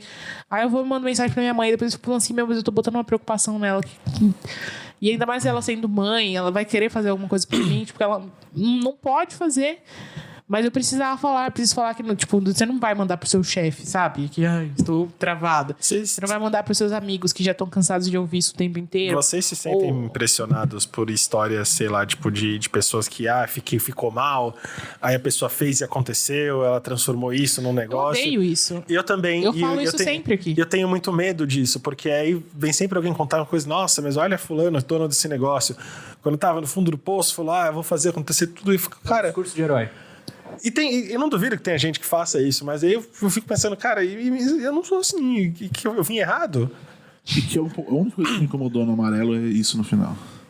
Levanta, vai pro ringue, vai. Que isso é uma coisa que, tipo, não é assim, cara. Não é necessariamente assim. Não é levanta e vai. Eu até entendo. Eu o que quer dizer entendo o ali. ponto que é, tipo, a gente precisa reagir e levanta. Exatamente. Mas a gente sabe que é muito na teoria esse levanta. É isso. Na prática, às vezes tem 10 mãos puxando a gente pra subir, a gente não consegue levantar o próprio peso. E literalmente, teve na quarta-feira antes do feriado, eu não consegui sair da cama.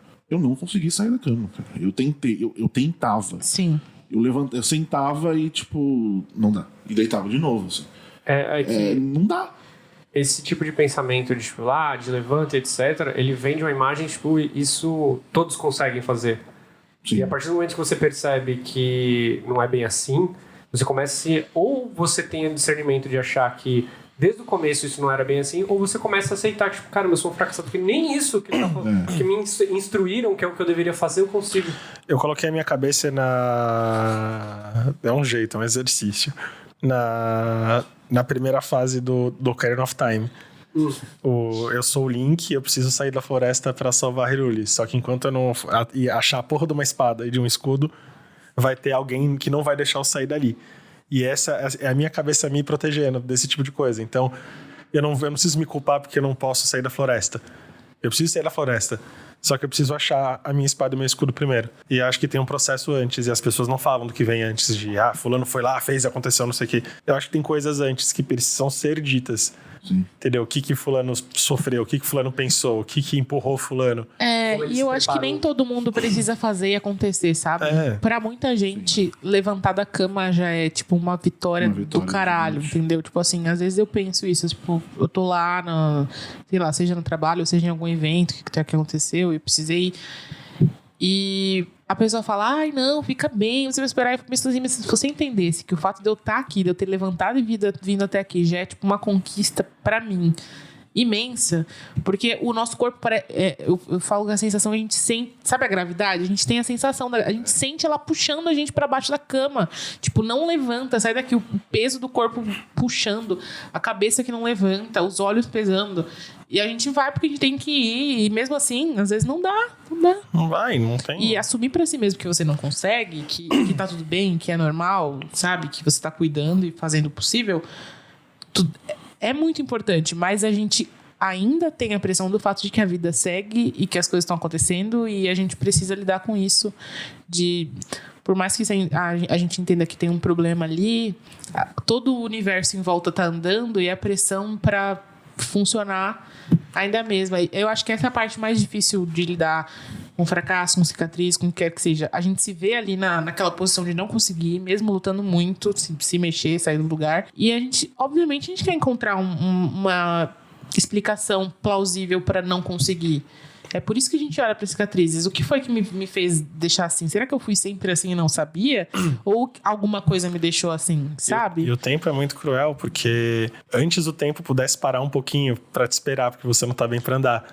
Ele não para, né? Ele não, e você começa a questionar, tipo, né? olha a idade que eu tenho, olha o que eu tô fazendo, olha, tipo, onde eu devia estar. Tá passando, você tá tipo isso, assim, é muito louco isso, velho. É muito cruel. E também tem uma coisa aí de... ainda nesse de passar... Quando eu comecei a falar o que eu sentia, aquele você não está sozinho se tornou real, assim. Então, pra mim, passou a ser muito mais fácil eu aceitar essas coisas, esses problemas, sabendo que tem... Tipo, que eu posso falar e que alguém que sentiu a mesma coisa. E que as pessoas podem só falar. Às vezes, tipo, a gente que eu não conheço do Twitter, assim. Sim. Pô, pelo menos, sei lá, teve outro dia também que uma coisa que eu tava percebendo é que quando meu dia não ia ser bom, eu acordava no horário certo, não sei o quê, mas eu ficava muito tempo pra me trocar. Pra colocar uma bermuda, um tênis, uma camiseta. Tipo, 40 minutos pra fazer isso. Eu ficava sentado, aí olha o tênis, aí troca. E aí eu tinha percebido isso várias vezes, mas aí na última semana eu tuitei sobre isso. Hoje não sei o quê. Daí alguém falou, tipo, mas pelo menos você conseguiu fazer isso, sair de casa. Tipo. Eu não lembro qual foi aonde que eu vi, etc. Que tudo tá relacionado a esse fato de nós expormos determinadas coisas que nós passamos e a gente ter uma correspondência de um outro indivíduo falando, pô, também tô passando por isso. Isso está muito associado a tanto quimicamente no nosso organismo como socialmente no nosso convívio. A gente já sabe, a gente já repetiu N vezes que nós seres humanos somos animais gregários, então, tipo, se a gente vive sozinho, a gente tende a morrer. Então, desde os primórdios, pra gente sobreviver, a gente dependeu de um outro indivíduo ajudando, seja lá caçando, seja arrumando ninho e etc. Mas até quimicamente, esse gesto de você mostrar empatia ou mostrar que outra pessoa está passando, ele tem um efeito, acho que é oxitocina, que é o mesmo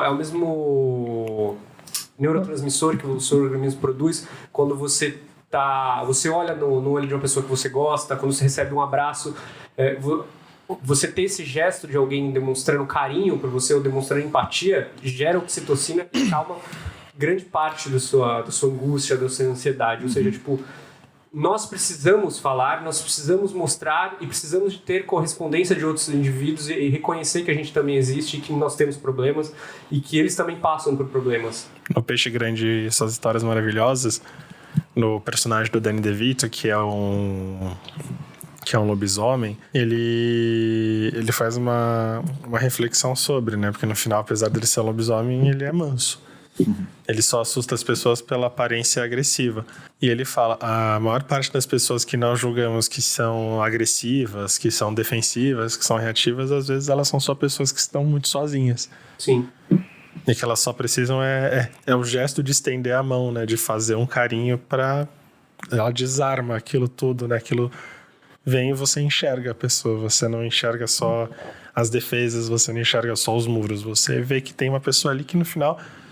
A gente volta no que a gente tá falando, ela tá tão desacostumada a receber carinho, a ser acolhida, ela tá tão... que ela não... ela, de fato, ela começa a achar que não é possível.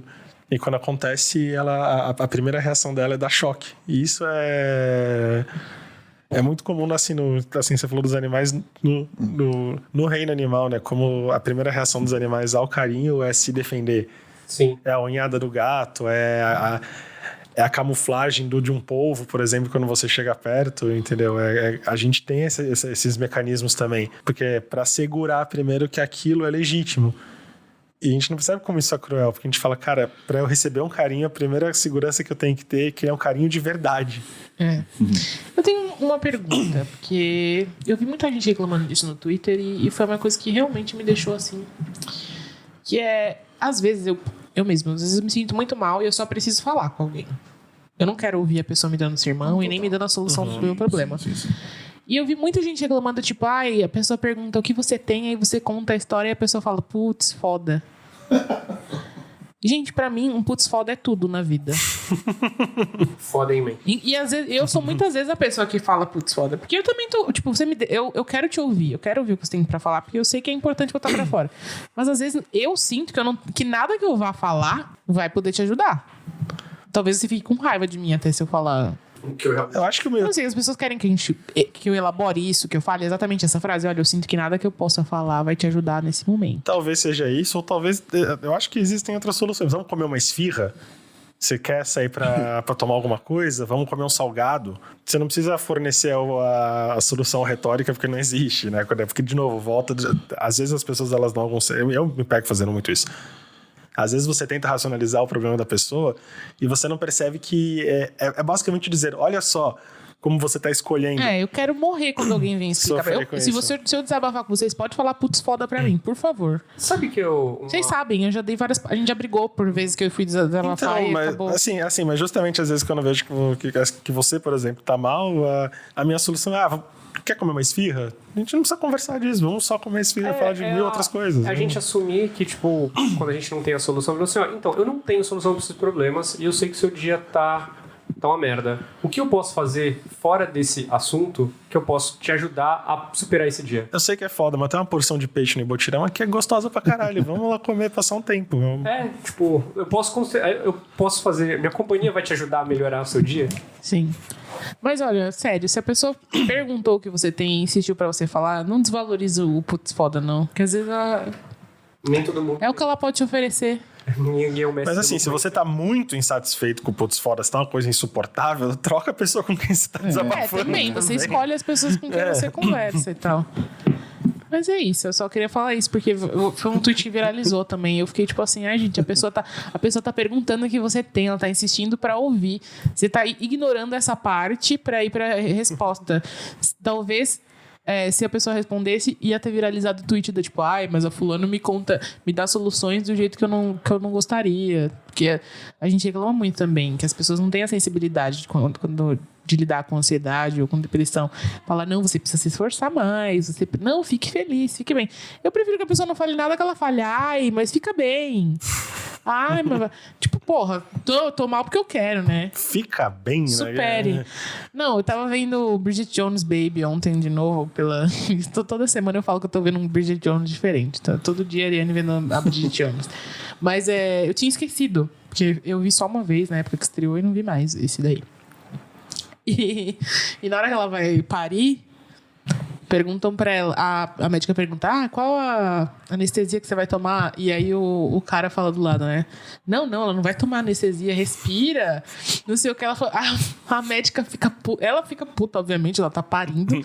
E a médica, mais ainda, ela fala assim, o homem não tem noção nenhuma, né? Você tá botando uma pessoa pra fora e o cara tá querendo decidir por você se você vai tomar uma anestesia ou não, velho. Mandando você respirar. Tá bom, então respira aí. Pare primeiro e depois vem me contar. É tipo isso, né? A pessoa virar pra você e falar assim, fica calma. Cara, eu tô calma. Eu tô aqui com toda a calma do mundo falando pra você que a minha vida tá na merda e eu não sei o que fazer. Eu já contei uma vez aqui que eu tinha entrado no meu antigo emprego num surto porque eu achei que eu ia ser demitido. E eu comecei a surtar mesmo. Comecei a ficar... Aí as pessoas vinham com dicas, aí chegou uma hora que eu tive que eu mesmo racionalizar para poder explicar o porquê que elas não estavam conseguindo me ajudar. E a explicação foi o seguinte. Tudo que vocês estão falando, vocês têm que entender que eu sei. Eu estou agindo dessa forma porque é irracional. Se eu pudesse escolher, eu não agiria desta forma. Então eu preciso que vocês entendam. É por isso que chama surto. Só que eu tive que interromper o meu surto para explicar o meu surto. Porque eu estou incomodado. Eu estou mais incomodado com vocês agora. Surto ano. Eu vou surtar porque eu estou tendo que parar o meu surto pra explicar, racionalizar o meu surto. Você tá entendendo o tamanho do meu problema? Gente, eu acho que é isso, né? Eu acho que a gente falou sobre como lidar ou não. Como a gente não tem que ser a nossa cicatriz, a gente tem que viver além das coisas. Esse abraço coletivo vai vir. A gente pode não se permitir só sobreviver, mas viver sim, e existir, se entender, encontrar maneiras de se permitir, existir.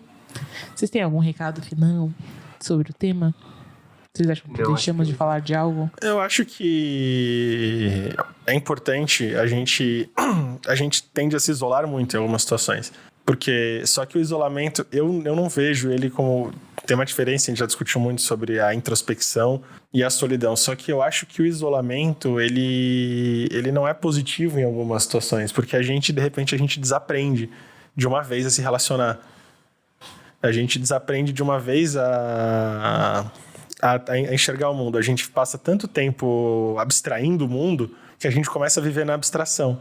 E a vida tá passando e a gente não pode viver uma emulação de vida tentando se proteger. A gente tem que viver de fato, né? E isso vai eventualmente acarretar em dores, eventualmente acarretar em decepções. A gente não pode viver como se a gente nunca pudesse se decepcionar. A gente tem que ter a nossa dose de conflito diária, porque se a gente fica se privando de ter esses conflitos diários, bater cabeça igual a vida exige, se a gente ficar se privando, o mínimo, depois de muito tempo sem ter que lidar com esse tipo de coisa, a mínima coisa que aparece, você surta. É isso. Porque você desaprendeu, você descalejou. É isso. A vida, mano, não tem como você viver a vida sem você precisar bater cabeça com alguém. É o perigo de um corpo que fica muito tempo deitado, né? Uhum. Como ele deteriora, né? Qualquer coisinha vai bater no seu sistema imunológico Ele e vai estar preparado. Ele quebra fisicamente, inclusive. Façam terapia. Temos indicações? Eu vou indicar uma música que tem tudo a ver com o tema que eu ouço muito na banda, chama The World Alive. A música chama Life Cycles. É uma música muito boa que fala sobre isso, sobre aprender com o que você já viveu e seguir em frente, porque, bom, a vida é um grande ciclo. Tipo, uma hora um ciclo acaba, outra hora acaba e começa outro.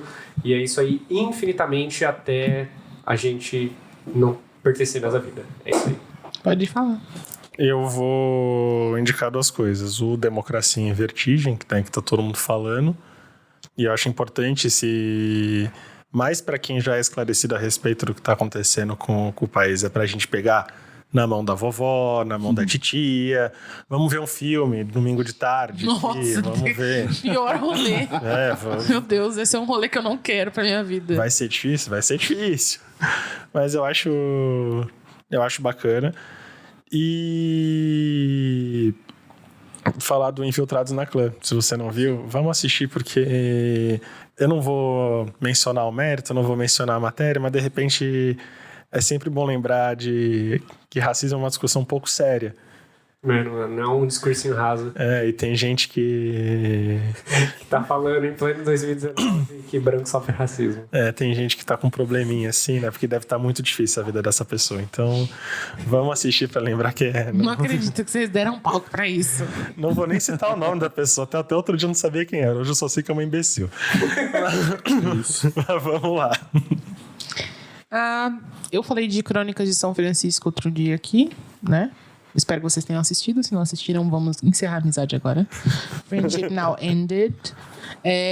A Netflix colocou no ar a série original, que eu falei que eles tinham feito, acho que é dos anos 90, que chama Mais Crônicas de São Francisco. Então, se vocês quiserem assistir, ver onde começou a história, entender melhor. Eu tô no meio ainda, tá? Tô indicando aqui sem ter terminado de assistir. Talvez seja ruim, talvez. Mas tô indicando mesmo assim, porque eu gostei. Sobre o assunto especificamente, são duas coisas que estão o tempo todo matando na minha cabeça, e eu sempre volto. Aniquilação, que é muito sobre isso de como a gente muda, as coisas mudam ao nosso redor e a gente vai junto e de repente a gente volta para um começo não sendo mais as mesmas pessoas, enfim. É um recente que... Do Netflix. Com a Natalie Portman. Nossa, é bom esse. É maravilhoso. É maravilhoso. É bom caralho, né? É meio lento, é meio devagar, é aquela coisa, Suspensão. Isso, mas tipo, se você entrar com a cabeça ali, você vai. Quase Lovecraftiano. E outro que eu todo mundo fala, terror pesado e tal, é a Maldição, não sei das quantas, na casa... Da Residência Rio. Fantástico. De uma delicadeza. Terror, não sei o que, mas pra mim foi uma sessão de terapia, assim. Olha, é assim que é. É bem assim, eu acho que ajuda bastante. Assim. Você fica assustado de saber que tipo, assim, o drama de uma família vira um filme de terror. Gente, isso é uma família. É uma família normal. Gente, e assim, Mas um dia lá em casa. Eles tratam com uma delicadeza e que é pincelada com traços de terror. Sim. Mas é uma grande história terrível de uma família. E o que mais assusta na Residência Rio são os dramas deles ali. Não são as pinceladas de terror. Cara, é uma indicação do caralho mesmo. E é isso. Bom, Borbs, obrigada. Obrigado a você. Obrigado. Onde as pessoas te encontram? Eu fiquei muito feliz Eu fiquei muito feliz de ter vindo agora. Gente, era pra ele ter vindo antes, tá? Pra Por que eu não vim? Porque eu não vim?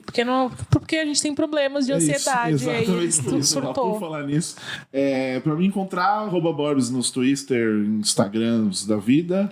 e Judão com BR. Eu sou do tempo que Borbs tinha 9 Os no Twitter. Não era 9, era 6, eu acho. 8. 8? Tudo. Ah, passei perto É ali. isso. E é isso, gente. Então é isso. Vamos É ficando isso, por aqui. gente. Se vocês tiverem algum desabafo pra mandar pra gente, eu imagino que agora vocês provavelmente têm. Esse abraço coletivo vem. Pode mandar toda primeira, segunda. Caralho, por que eu erro toda vez? Mas é. Toda última segunda-feira do mês a gente tem um abraço coletivo em que a gente lê as mensagens de vocês e conversa e resolve seus problemas com a facilidade que a gente não tem pra resolver os nossos. Estamos todos exaustos@gmail.com ou mensagem no nosso Instagram, estamos exaustos, pode ser áudio, pode ser mensagem, que você se sentir mais confortável. Eu sou a Ariane Freitas, Las Maltini. Eu sou o Vitor Trindade, Vitor _Wolf. Eu sou o Francisco Junqueira, Golf Junqueira.